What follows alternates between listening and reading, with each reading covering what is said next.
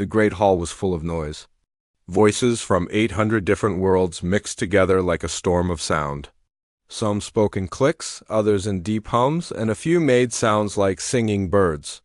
But everyone was talking about the same thing, the empty chair. It sat in the middle of the hall, made from blue-white metal that caught the light from 3 suns. The chair was beautiful and strong, built by the best workers in the galaxy. It had been waiting for 7 years. 7 long years for someone from Earth to sit in it. Ambassador Veltar from the Akorian Republic stood up. His forearms waved as he spoke. "This is wrong," he said, his voice like grinding stone. "The humans were invited. They said they would. Think about it, that was 7 years ago." Murmurs filled the hall. Some agreed, others shook their heads or made their own species' way of showing doubt. "Maybe they are afraid," said Counselor Zith from the Spiral Worlds. Her snake-like body moved as she talked. "Humans are still young, still learning about space." "No," said Elder Koss from the Crystal Domains. His body was like living rock, and when he spoke, everyone listened.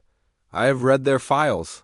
Humans are not afraid of anything. That is their problem." On a small ship far from the council hall, Captain Hyjin Park watched the meeting through a hidden camera. She sat in her command chair on the bridge of the UES Silent Thunder. The ship was invisible to all the fancy sensors the aliens had. Human technology had some tricks the galaxy didn't know about yet.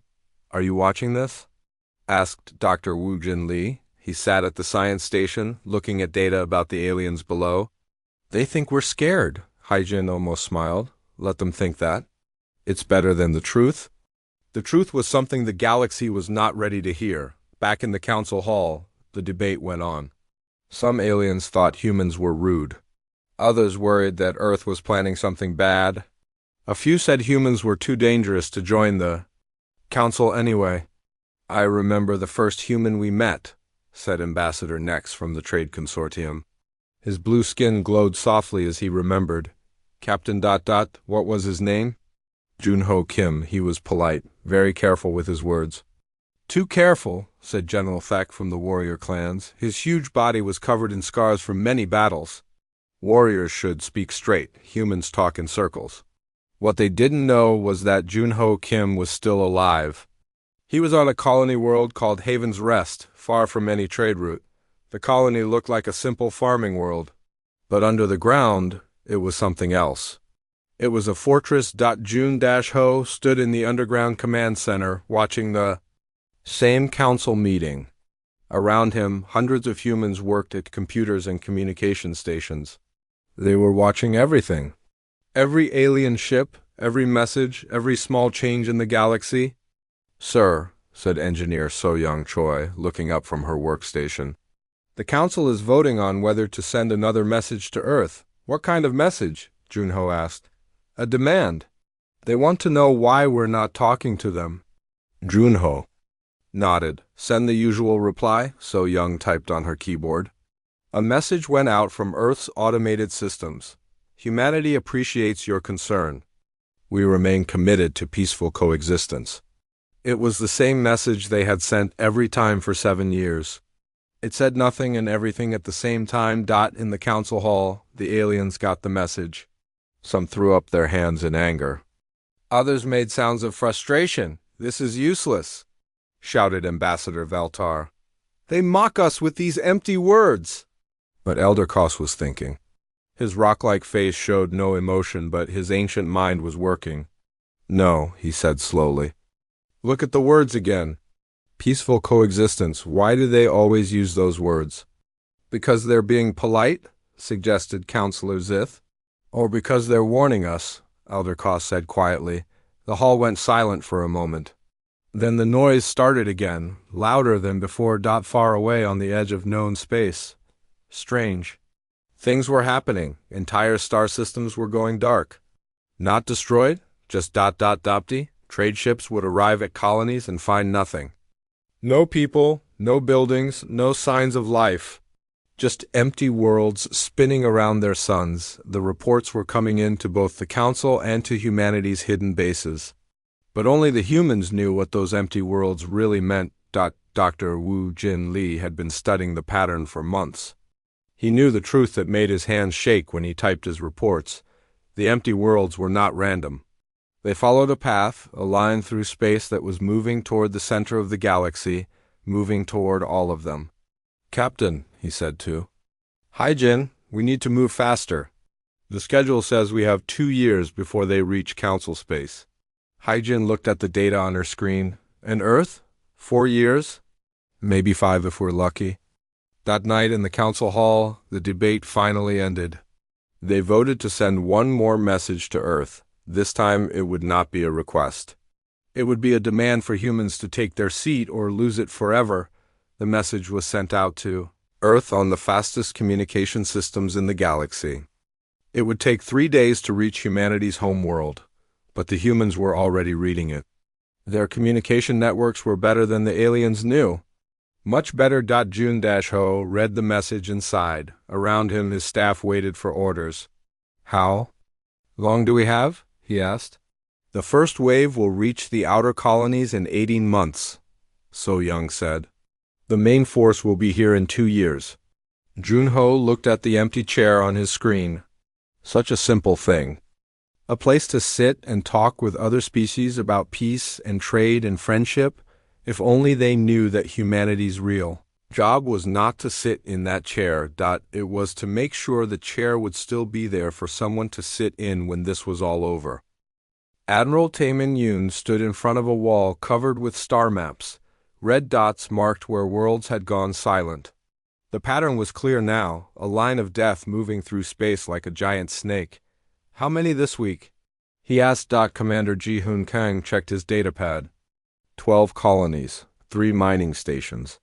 1 trade hub with 50,000 people. Taemin closed his eyes. 50,000 lives, gone in silence, no distress calls. No fights, just empty space where a city used to be. "Any survivors?" he asked. Though he already knew the answer, none, same as always. This was what humanity had been watching for 7 years. While the council argued about empty chairs and hurt feelings, humans had been tracking something far worse.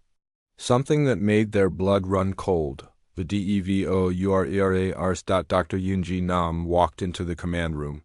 She was humanity's best expert on alien minds and alien threats. Her job was to understand things that wanted to kill them. "The pattern is speeding up," she said. "They're moving faster than our first calculations." "How much faster?" Taemin asked. 6 months faster? Maybe 8. The room went quiet. 6 months meant the difference between being ready and being dead. Tae-Min touched a button on his desk. "Get me Captain Park." Across the galaxy, Captain Hai-Jin Park was floating in the bridge of her invisible ship. The silent thunder was hiding in an asteroid field, watching something that would give nightmares to any sane person. The thing was huge, bigger than a moon. Its surface was black metal covered with lights that moved like living things. Around it, smaller ships moved in perfect patterns. They were taking apart an asteroid field, piece by piece, turning rock and metal into more ships. "Captain," whispered her communications officer, "Admiral Yoon is calling." Hai-Jin didn't take her eyes off the monster. "Put him through." Taemin's voice was tight with worry. "Report, Captain." "It's worse than we thought," Hai-Jin said quietly. "This one is different from the others. Bigger. It's not just eating asteroids.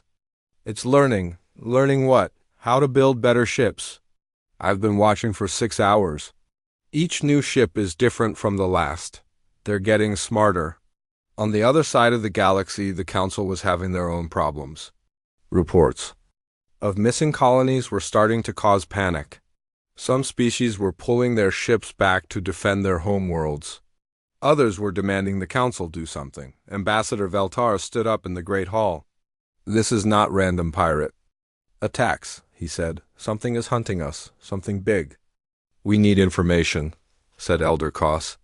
"Send scout ships to the dead systems?" "We tried," said General Thek. None came back. The hall fell silent. In thousands of years of galactic civilization, very few things could make entire fleets disappear. "Without a trace?" Counselor Zith spoke in her soft voice. What if the humans know something? What if that's why they won't join us? Impossible, said Ambassador Veltar. They're too young, too new to space. But Elder Koss was thinking again. His ancient mind remembered old stories, old warnings from species that were gone now. Send another message to Earth, ask them directly about the missing colonies. The message was sent? Like always, Earth's computers gave the same reply. Humanity appreciates your concern. We remain committed to peaceful coexistence. But this time, something was different. Hidden in the message were extra signals that only the most advanced computers could find. The Council's computers were not that advanced. Human computers were back on Haven's Rest. Junho read the hidden message. It was from Elder Koss himself, sent on a secret channel that bypassed the official Council systems. Humans, the message said, if you know what is taking our people, please help us. We are afraid. For the first time in 7 years, Junho felt his heart break a little. These aliens weren't enemies. They were neighbors. And they were about to die because they didn't know what was coming. He called a meeting of humanity's secret leaders. They met in a room deep underground, far from any listening devices. Around the table sat the people who had been carrying humanity's greatest secret. The Council is scared, Junho said. They know something is wrong, but they don't know what. Do we tell them? Asked Dr. Wu Jinli. Tell them what? Said Engineer So Young Choi. That death machines from outside the galaxy are coming to eat everyone. That would cause panic. Maybe panic is better than ignorance, said Dr. Yunji Nam, Admiral. Taemin shook his head.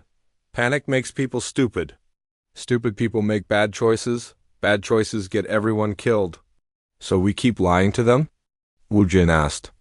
We're not lying, Taemin said. We're protecting them. There's a difference. The truth was that humanity had found records of the Devourers in an ancient database. A species called the Builders had left warnings before they died out millions of years ago.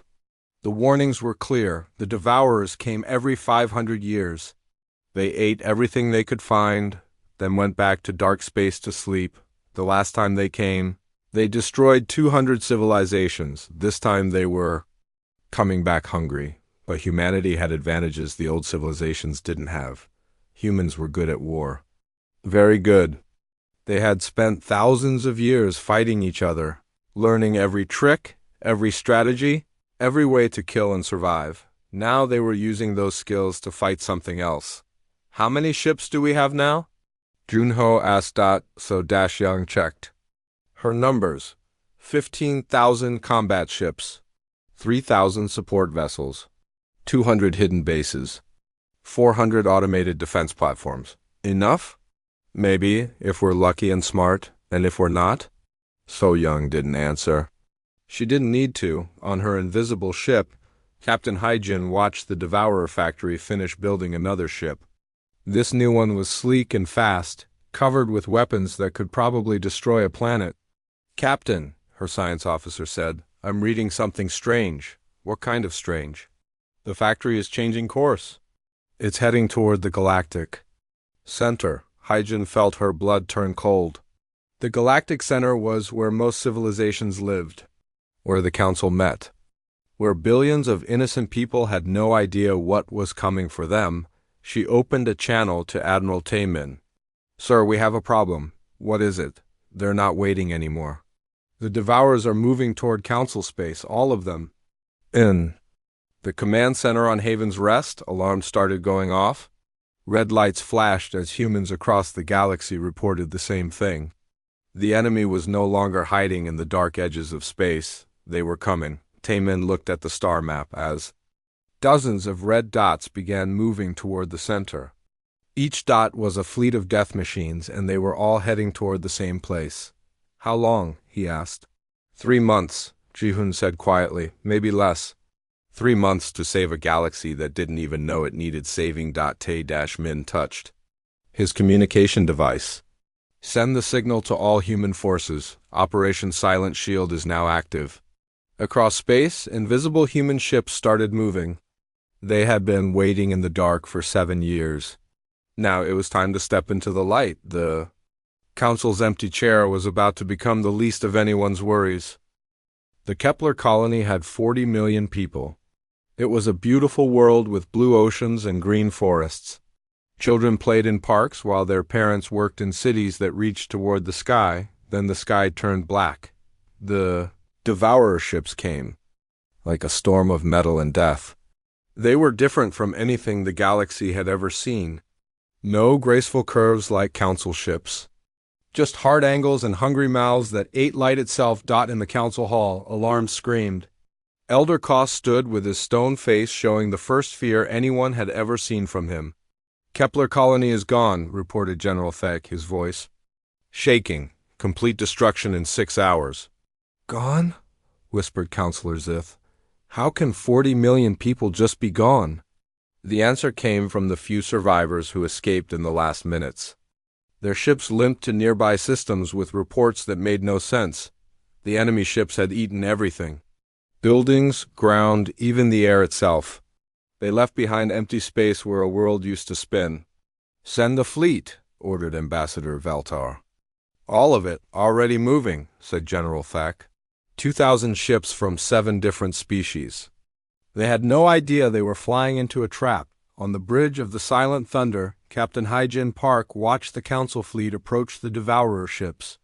Her invisible vessel hung in space like a ghost, recording everything. Captain, said her weapons officer, shouldn't we help them?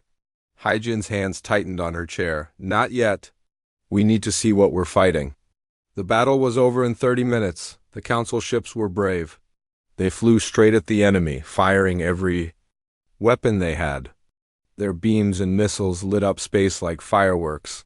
The Devourers barely noticed. Enemy ships flowed around the Council fleet like water around rocks. They didn't just destroy the alien vessels, they consumed them. Metal, energy, even the crew members inside.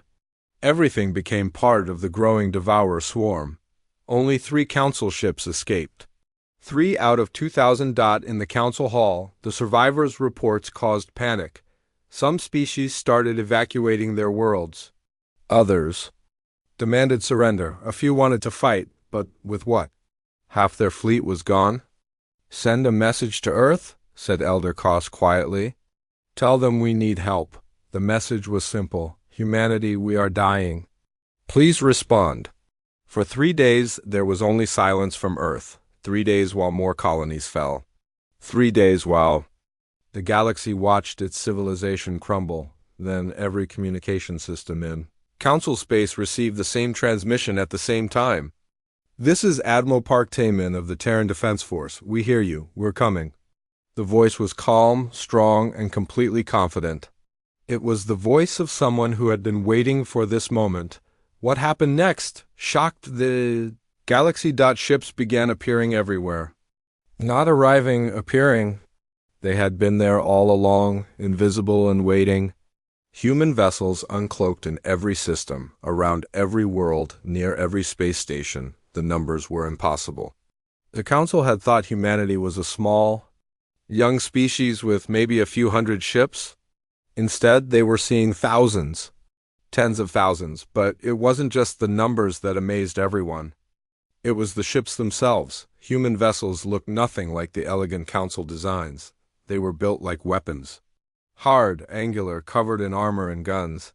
They moved with purpose like predators that had finally found their prey. In the Council hall, Ambassador Veltar stared at the tactical display. How many ships are there? We're still counting, said General Thak. At least 20,000, maybe more. That's impossible. Where did they build them? Good question, said Elder Koss. The answer came from Admiral Taemin himself. His face appeared on every screen in Council space. Behind him stood other humans in military uniforms, all looking ready for war. People of the galaxy, he said, we apologize for our silence. We had reasons. The display behind him showed a star map. Red lines traced the path of destruction through space, ending at a cluster of worlds near the galactic center. 7 years ago, we found records of an ancient enemy. They call themselves the Devourers. Every 500 years, they wake up hungry. Last time, they destroyed 200 civilizations. Gasps echoed through the council hall. We had a choice, Taemin continued. Tell you and cause panic, or prepare in secret and hope we could save everyone. We chose to prepare. The display changed, showing human ships engaging devourer vessels. But these weren't the one-sided battles the council had seen. Human weapons were tearing through enemy hulls like paper. Our ships use quantum disruption technology, explained Admiral Taemin. It was designed specifically to fight devourer machines. We've been testing it for 6 years. Captain Hyjin Park was leading one of those test battles right now. Her ship, no longer invisible, danced between enemy vessels. Her weapons fired beams of twisted space that unmade everything they touched. Target the core ships, she ordered. Ignore the small ones. Her crew worked with perfect coordination. They had trained for this moment for years. Every human ship captain had, around the galaxy, the same scene played out hundreds of times. Human vessels appeared from nowhere, attacking with weapons the devourers had never seen before. The enemy ships, so unstoppable against Council technology, began to fall, but the humans paid a price. On the colony world of New Bizan, Commander Ji Hoon-kang watched enemy ships break through the orbital defenses. They were heading for the evacuation ships full of alien civilians. All units intercept, he ordered. His ship and 12 others flew straight at the devourer swarm. They fought like demons, buying time for the evacuation. Only 3 human ships survived, but 50,000 alien lives were saved. Similar sacrifices happened everywhere. Human ships threw themselves at the enemy to protect worlds they had never seen. People they had never met. In the council hall, Elder Koss watched the battles with wonder and shame. They've been protecting us this whole time, he said quietly. The war lasted 6 months. When it was over, the devourer threat was broken. The surviving enemy ships fled back to dark space, defeated for the first time in millions of years.